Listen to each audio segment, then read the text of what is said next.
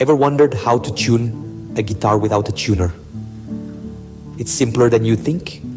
Now, the first thing we need to understand is why tuning a guitar is so important. You see, tuning your guitar is what makes it sound harmonious, balanced, and just right. It's like the foundation of a house. If it's not solid, everything else will seem off. Let's talk about standard tuning. This refers to the specific notes each string should be tuned to, which from the thickest to thinnest string are E, A, D, G, B, and E. When each string is properly tuned, they should produce these specific notes. The E string, for example, carries a deep, resonant sound. The A string, just a bit higher. D and G have a brighter, more vibrant ring to them, while the B and high E strings carry a light, almost delicate tone. Now that we know what each string should sound like, we can move on to tuning. The first step is to tune the low E string. Gently pluck the string and carefully listen to the sound it produces.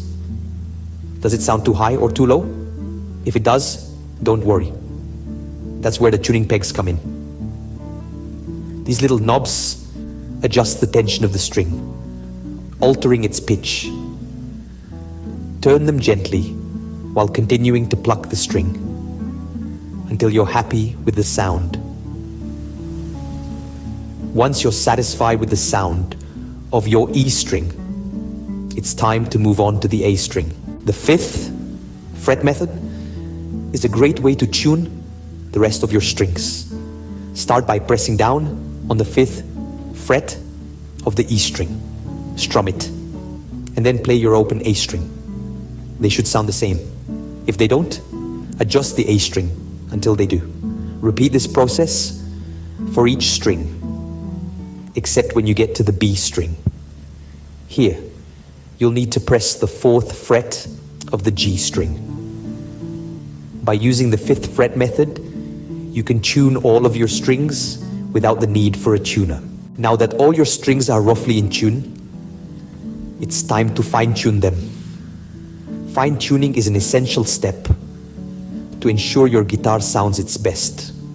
It's all about listening for minor differences in pitch and making small, precise adjustments to your strings. This step might seem daunting, especially if you're new to playing the guitar, but don't worry, it's all part of the learning process. You see, every string on your guitar has its own unique voice. When you pluck a string, you should listen closely to its pitch.